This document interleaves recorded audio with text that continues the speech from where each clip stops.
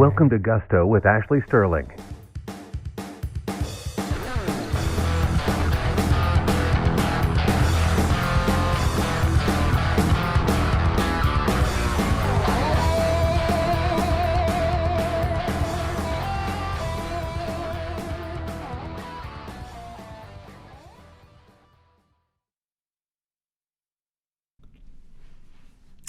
Hey, welcome back to Gusto with Ashley Sterling.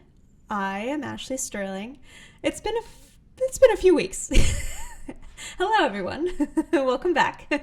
My apologies for the sudden and rather abrupt hiatus. That was unexpected, and all I can say is, man, 2020 is definitely 2020.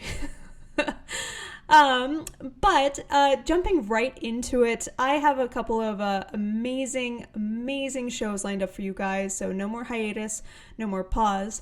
It is worth noting, though, Gusto will be moving to every other week. The regular weekly production was just a bit too much for my schedule, admittedly. So I'm taking a step back and taking a correct size bite out of the apple rather than trying to eat the entire apple at one time.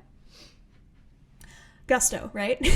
So today's episode, I'm very excited for it. We recorded it a couple of weeks ago, and it is with the president, founder, and chief digital strategist, Elijah Litscher from The Loop Marketing.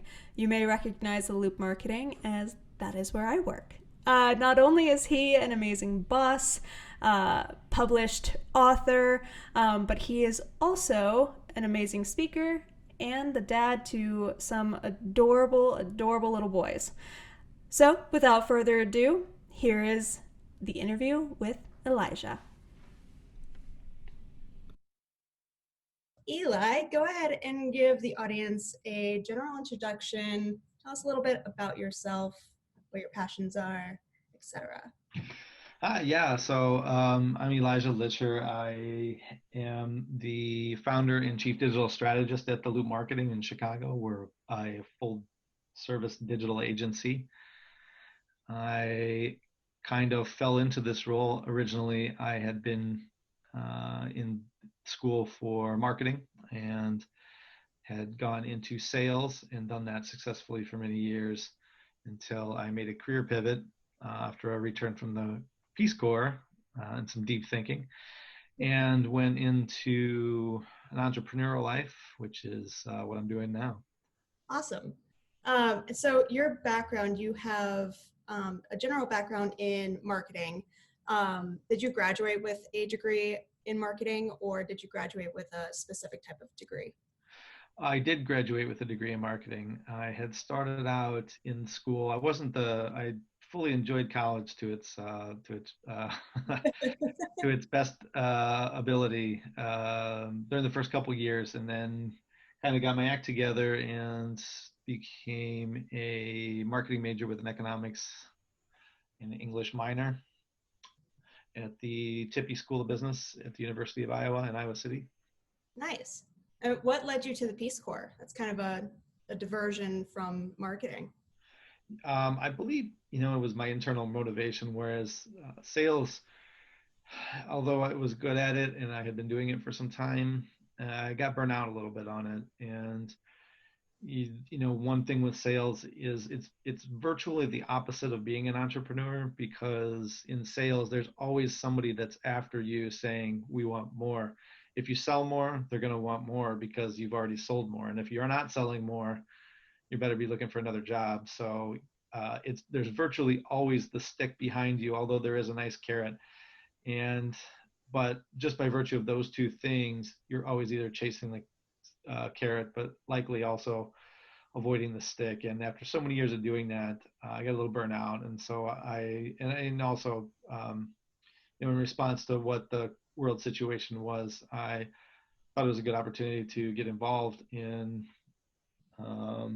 expanding my worldview. And because of all of those things, I applied to the Peace Corps and was very quickly accepted and put in a dream position there. So it was a very exciting time. That's awesome. Before you decided to go to college, what made you want to go into marketing? Like, like marketing growing up? Did you watch, Jerry Maguire growing up or something like that inspired you to kind of tackle the marketing industry? I actually think that looking back, I think it's kind of criminal that we make everybody kind of decide when they are in their formative years. I mean, in high school, you're supposed to figure out what you want to major in college so that you can have that job when you go out. And a lot of people don't know what they want to do or haven't had enough world experience. I think the latter especially. So I went into college knowing that I just wanted to go to college, and that I could, luckily, because of my financial situation, and we got some loans and grants, and going to the University of Iowa, obviously, it was close enough to home where I could get my laundry done, and far enough away where I wouldn't have to have stop-ins all the time by my parents. So it was a perfect situation. But I really kind of developed that want to go into marketing after spending a couple years within the college system and learning a little bit more about it. But even then, graduating with a marketing degree and then going immediately into sales, there's actually a joke about that because it's so common. When you get a marketing degree, you have this idea that you're going to be, in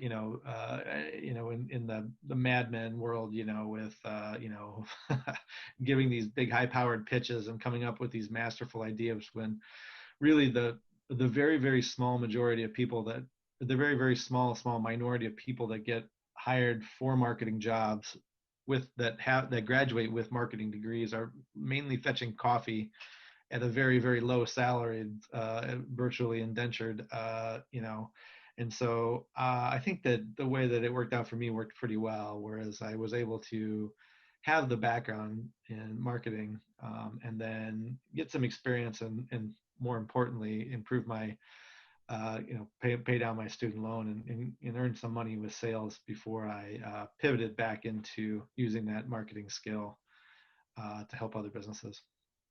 Yeah, so I mean, you were at Network Solutions for quite a while, and that's where you were focused in sales, right? Well, that's actually where I started. I had a call. I was looking for a position, and Network Solutions called me. I had an interview that went very well, and they said, you're going to be selling SEO. And I said, okay, what is that? And the manager that was hiring for it said that she didn't exactly know, but she would, it's kind of this. And we went into their full-time training for sales, and they were still it was it was so new back at that time, for that company especially, that they didn't really have a lot of good information to give us on what they were actually selling, because it was actually a partnership where they were using another company for the SEO fulfillment. So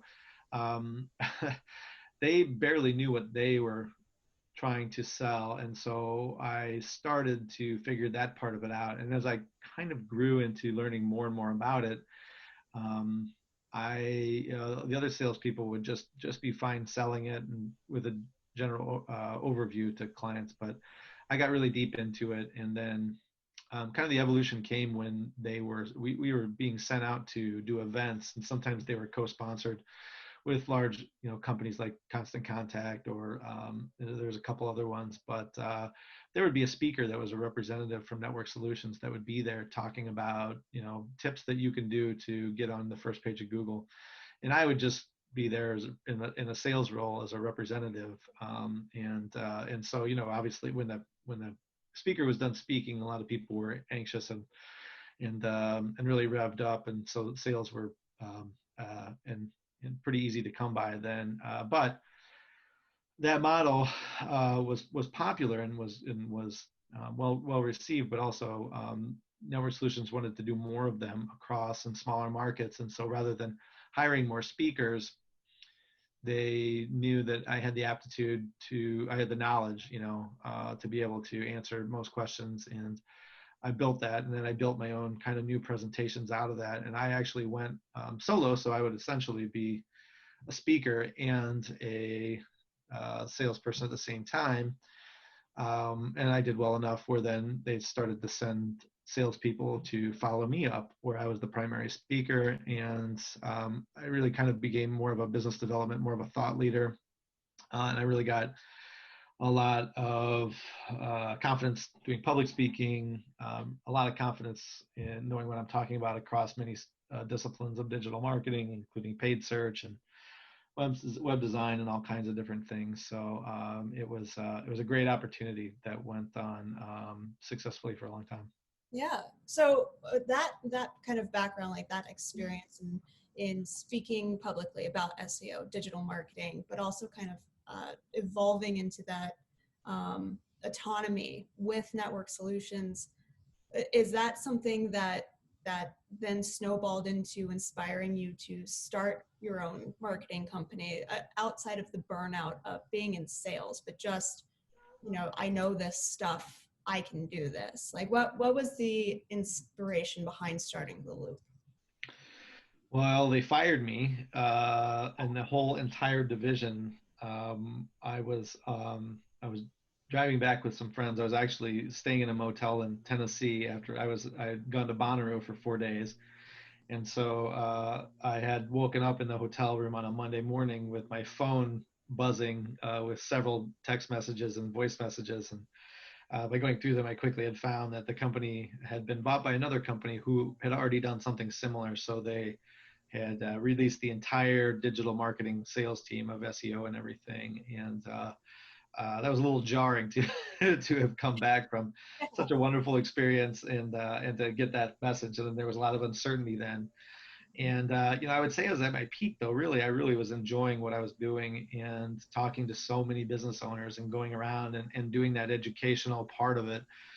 Sales were easy because I had a lot of passion for it. And since the more I would learn about how to do it and how it had affected businesses, the more I really did love it. And I really did want to get businesses involved in it. And actually, the other thing is I had heard so many stories about how people were doing it badly, where there was other companies out there doing selling things that were, bad products or misinformation would approach malpractice, that I felt like I was genuinely making a difference in helping. So yeah, let go on a Monday, pretty much just said, send your computer in and you're done. And they gave us a severance that lasted long enough. A partner, one of the salespeople, and I, we had plenty of people that we had spoken with, and because there was no non-compete, and they essentially just let the division go, we approached all of the people we had in the pipeline that had things that we could do for them, and said, hey, until we get a real gig again, let's see if we can service some of these customers and make a buck on the side. And so we did that for a couple months, and unfortunately, the partnership, with anything, I think the expectations with any partnership have to be very crystal clear, and we were kind of doing it temporarily, and we really didn't have our our full heads in it. No, I would say that I had my full head in it, and I don't know. When you're in a partnership, you don't know exactly where the other people are in it. So the partner that I had started it with kind of got a little cold feet and was more aggressively pursuing other opportunities, and I don't think he had as big of a grasp, like I said, as on the digital marketing aspect of the fulfillment. He was a great salesperson and a really good guy, but he ended up leaving, which left me a decision to make, which was, should I keep looking for a job somewhere that does this in sales, or should I follow what I want to do and really start becoming the strategy or the strategist behind doing this for businesses and see where it can go. And I think I consciously made that decision, incorporated, and really went after it. The original name of the business, by the way, was Smart ROI Consulting, and that was my partner's idea, and I had gone along with it because he was very passionate about it. However, I got so sick of people calling it ROI, standing for return on investment. I'm shocked that nobody knows what that actually stands for, or very few people do. So they would consistently call it Smart ROI Consulting, and it got to a point where about a year or two in, I changed the name to the Loop Marketing, and the rest is history. Did they think that you were Roy? Yes, there was. I just got sick of explaining it over and over again. Well, I mean, so it sounds like you were put in a circumstance that you didn't see coming, and that you could have either chosen one path or the other, but you chose to use the various skills that you had learned and that you were passionate about to kind of take the opportunity by the horns and really create something for yourself and create something for built around your passion to essentially become the loop marketing. Um, was it? The funny thing is that I think that I was just born too early because I love it. And when I graduated from college, we were barely just moving on from having that green type on a black screen. The internet was something where, and it took a day and a half to download a photo, and the web was, I mean, certainly was no Google, and um, and then I got started in different careers. I'd worked in different digital formats up until that point, but always in sales. And I think that my passion, was almost laying in wait until the uh, until the technology caught up with it, and then I was able to use that and to kind of go from that sales mindset into more of a let's roll up our sleeves and see what we can do for these companies type of attitude. Absolutely. I mean, in terms of being an entrepreneur, um, I feel like today you see so many startups starting up, and it Mm-hmm. just kind of it's almost a cultural phenomenon of, if you're not in a startup, what are you doing with your life? Especially coming from New York City. But was it easy to start your own company once you decided that that's what you wanted to do? And what were some of the biggest hurdles that you had to overcome? It actually, it's surprisingly easy to go about the mechanisms to start a company. I mean, all of the things you need, registering and get a domain, get a website, pay taxes, all of those types of things. But um, the old saying that with more money, more problems definitely comes into play. As as you grow, there are some hurdles that you're going to run into. So they're getting a company off the ground, and my sales background helped me some in getting the clients that we were able to have, and then I was able to start getting them on board, and I felt very confident. Then spending a lot of time dedicating to their success increased that because I would get a lot of referrals, and that's how I started to grow. But then you start thinking about things like rent, and then all of a sudden you start thinking about employing people, and those are not small problems. At the beginning, everything's a small problem that you can easily solve, except not having business, and that in and of itself is, I think, just a matter of hustle and desire, and then of course being good at it and delivering where promised, and then getting good referrals. So I check those boxes, but the biggest challenge is I remember several points as I grew the company. The first one was that I knew that I could support myself, and that was important. I mean, just being able to not have to work from week to week or month to month, but having a stable of clients that would pay monthly bills, and being able to go into the next month with confidence. That was the first thing. I think the second thing was knowing that if my biggest client left, that I would be okay. And that took a while. And that was a really good feeling, because that, if that's not the case, every time that client calls, there's a shiver that comes down your spine, even if they're just, calling with a simple question. It's just always that in the back of your head. And that happened. I had a very large client that again, we were doing great work for them, and I was doing great work for them, but they were purchased by, it was a hospital chain, and they were purchased by another one who had, the similar services. So that going away and knowing that everything would be okay was another one.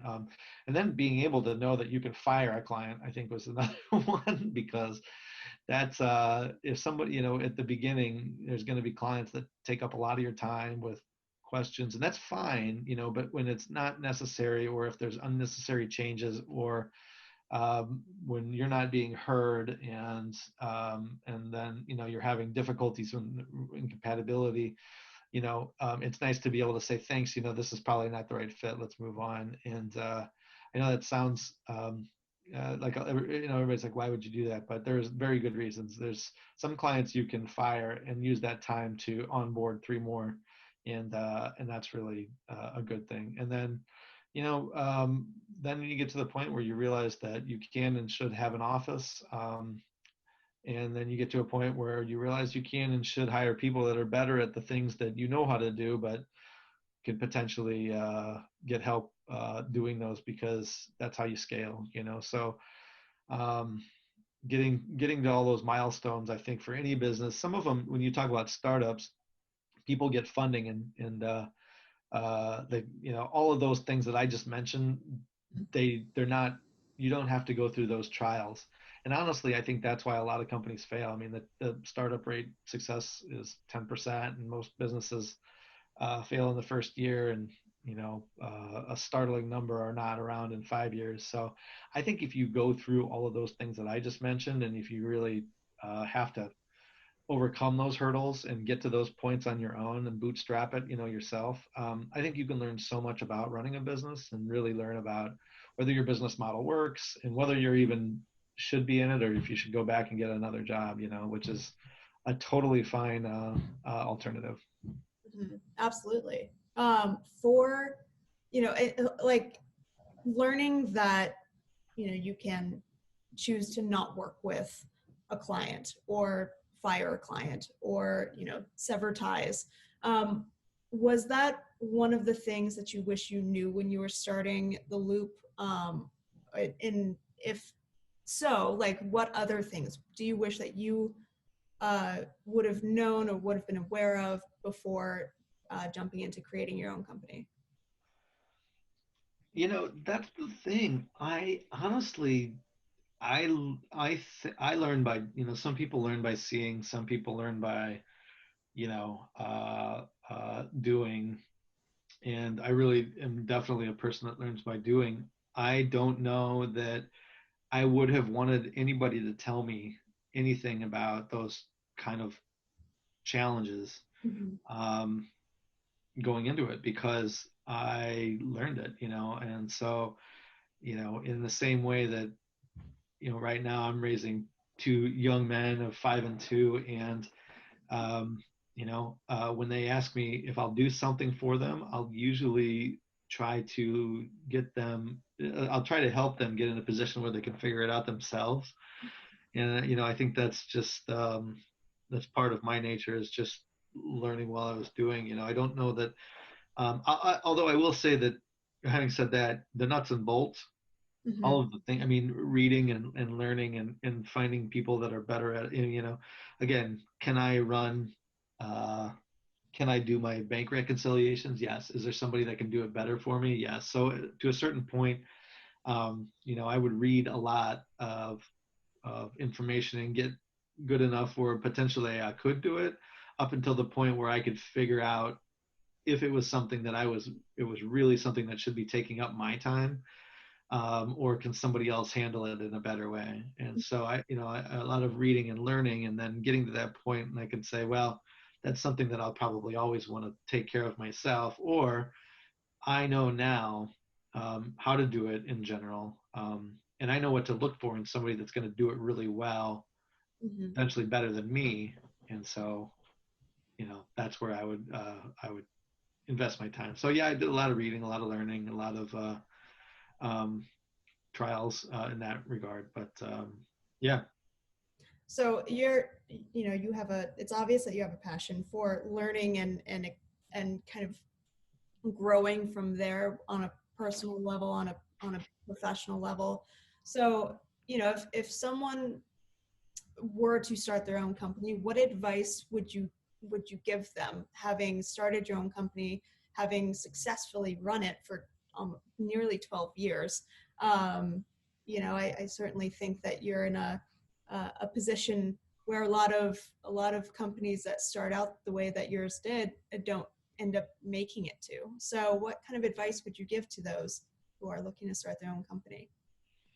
Yeah, well, that's so again, this comes from doing a lot of reading about entrepreneurship as well. But I think really the key is that you got to think about why you're doing it in the first place, you know.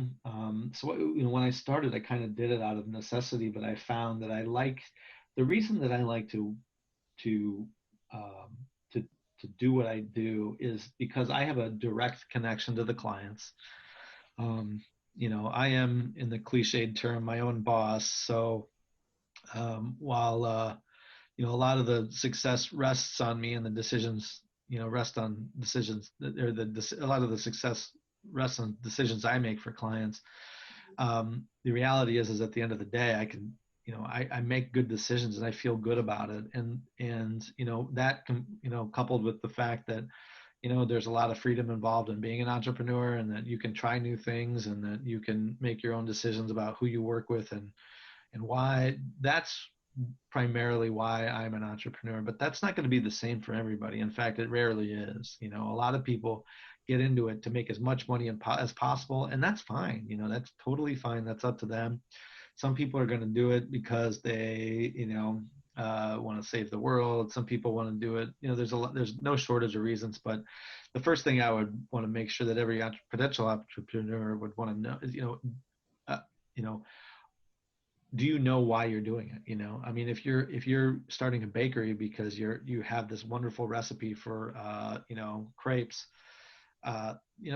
then go do it. Share your crepes with the world, or your whatever that you want to do. But just make sure that so you don't get burnt out. I think another important thing is to realize that as you grow, and this is from the book The E-Myth, which was one of the more pivotal books that I've read. And I've read a lot of business books, and I would say that there's probably, I could name the top 10, and the E-Myth is probably definitely one of the top three. And what the whole theory of the E-Myth is that if you're a business person running a business, you're basically called what's called a technician, right? So I'm a digital marketer. I'm in there doing digital marketing things, right? If I cannot get away from doing that in order to grow the business to a point where I'm secure, it's going to be a failure, or I'm going to burn out, because there's just you can't, you can do it successfully, but things are going to change, and it's not going to be a business, and that doesn't mean if you're a baker that you have to open 20 different locations. But if you're coming in to bake the bread every day, and then it becomes popular, and then you're still coming in to bake bread every day instead of doing things like promotion, or potentially looking into growing the business. you know um, the thing about technicians is that business owners that do that start out doing it, they like doing those things, and so they always want to do those things. But the tip of the book is either you can evolve to being able to have to have somebody do those for you. So a baker would hire, put this recipe together, get these machines, and make sure that if you're not there, that everything comes out right. And then you can take a vacation for once, or you can focus on growing the business or doing something like that. But if you don't, you are going to burn out. And so I think that from that book, I've learned that you do have to kind of take a step away. And and there's another peer of mine that always says you need to work on the business instead of in the business. And if you can't do that, then you need to find somebody to do that for you. You need to get a business partner that's going to be able to drive growth and to do those type of things, or at least get you to a point where it is fun doing what you love to do. But if you're really going to be in a successful business over a long period of time, you do have to look into those other aspects of it. Completely. Do you think that that's just knowing that and experiencing that over the last few years? Do you think that that's changed your approach in terms of your goals, like since starting the Loop marketing to now? Do you feel like your goals have shifted to kind of go more in line with your overall values versus like your why versus your how kind of thing? Yeah, well, and that's I think the flip side of that is you know, for me, there's the real potential for growing my business to the point where it can be maybe I can start another business, or maybe I'll take a year-long vacation, or maybe something else. There's a lot of possibilities, but it all then you realize it all starts to come down to um, you know is your business moving fast enough? I mean, the most important thing is, are you hiring the right people to keep up with that? Are you training them well enough? One of the things in the e-myth is that you create manuals for every single thing that you do, and if your manuals literally list exactly what you do, and it's something that somebody else could understand, there's no reason for you to do it if you don't want to. So again, going back to that baking, baker, if you list all the ingredients, exactly what to pick, and if you list exactly how to do it, and if you list what steps to take and everything, the more detail you get into, you should be able to hand that guide to anybody, whether they know it or not. I mean, realistically, if you were a network engineer that worked on things, and if you did, if you put together a manual with illustrations and directions and everything on how to, rewire a mainframe or something like that, I mean, you could give it to somebody who, as long as that person had some kind of aptitude, could do it. So that's kind of the idea. So the challenge is always then, if you do want to get to that place, how good are you putting together your internal manuals? How good are you laying down the groundwork for the people that you're hiring? And then, when it comes down to hiring, it really is just finding people that have the right drive and motivation, and that buy into, your concept and your vision of what you want to do, and that can follow the manuals, and then, I mean, it's a absolute bonus when you get brilliant people that can come in and then not only take what you've done, but um, take it a step further. And when you're in that position, that's when you know that you can take that vacation, and you can go on to the next thing if you want to, or open up that second location, and you can feel really good about it. Yeah, I mean, it's obvious that you are a powerhouse when it comes to leadership in the industry. You speak at events. Well, not this year, but you do webinars and you do things along those lines. You also have a segment in a book coming out. Is that correct? Yeah. So I'm being featured in today's Inspired Leader. That's the second volume of this book, and I'm excited. Yeah, I just got done writing my section of it, and I believe it's being published in October. Sweet. And now we get to like the fun questions. Not that the other questions were not fun, but who and what inspires you? I'm inspired largely by a lot of industry peers that have even stronger thought leadership roles than I've built, and that's something that I definitely want to, you know, I would like to do more innovation within the industry. It's one thing to know a lot of the techniques, but it's another thing to see like what Will Reynolds at Seer Interactive is doing with innovation in a lot of the marketing automation sections that he's working in, and there's some really neat things that are going on out there. So it's one, again, knowing the landscape and being able to do a lot of those types of things is one thing, but also being able to lay the groundwork for a whole new generation, and also, futurism too. The industry I work in changes so fast that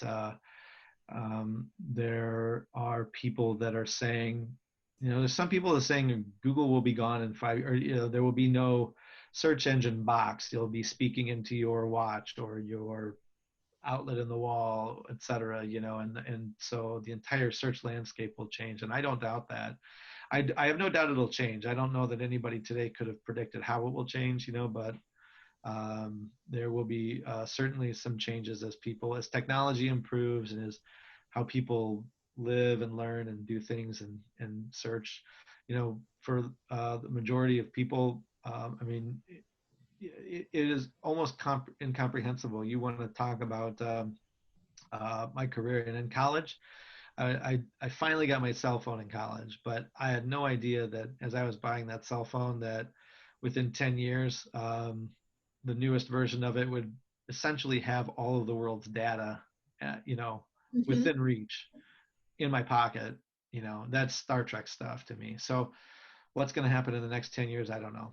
But the people that are leading the kind of the thoughts and I really like to learn from them too. Excellent. And probably the most random question that I have for you on this list. What is your favorite Arnold Schwarzenegger movie? And please tell the audience why. Well, I believe, as you know, it's been scientifically proven that Predator is the best movie that had been made. And I believe that science is right on that. So, Completely. I mean, I guess I could start by saying that I believe that there's 10 credited actors in probably 5 full pages of written lines for the entire movie. So when people say that they memorize every line of a movie, sometimes I find that a little dubious. However, in Predator, it's very easy to do because there's only 10 people and about 5 pages of script. So the other thing, I think it ages really well, right? So, you're talking about soldiers that went into a jungle and met some, alien from outer space. There's no cell phones to interrupt the plot, and there's just nothing but two future governors fighting a unstoppable force from another world. And for my dollar, that's going to be as good as it gets. Perfect. That is the perfect answer, and I would have to agree. I mean, NASA has it, probably in a time capsule. This is the greatest movie of I all. would hope so. Yeah. I mean, and I hope that I believe there's a Library of Congress wing dedicated to it. It's in the Vatican. Don't It worry. is, yeah. Once again, thank you so much, Eli, for sitting in with us, going through your story, telling us about the ups, the downs, and of course, your favorite Arnold Schwarzenegger movie, Predator, is definitely, oh man, definitely one of the greatest movies of all time, though I know you would argue it is the greatest movie of all time. Everyone, next episode will be focused around resume development and working with recruiters. I've been speaking with quite a few of them and gathering up tips and tricks to make it an easier process for you. I will have a link on my website for all of the references from today's episode, including a link to the book that Eli is featured in. Thank you, everyone, for tuning in. I'm so excited to be back again. And I'll see you guys next time. Thanks. And remember, you're a champion.